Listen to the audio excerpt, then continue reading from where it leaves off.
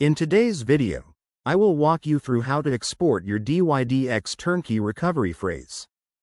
To get started, open the dYdX interface and tap your wallet. Then open Account Management. Once inside, click Reveal Turnkey Phrase.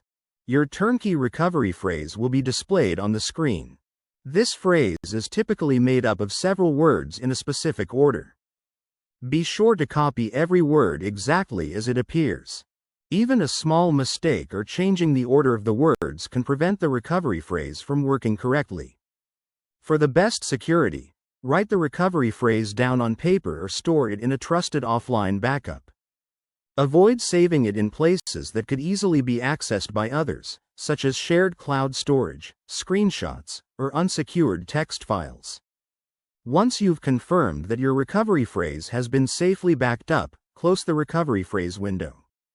Remember that anyone who has access to your recovery phrase can control your wallet and the assets it contains. Never share it with anyone, and only enter it when you're recovering your own wallet through the official dYdX interface. And that's how to export your dYdX Turnkey recovery phrase.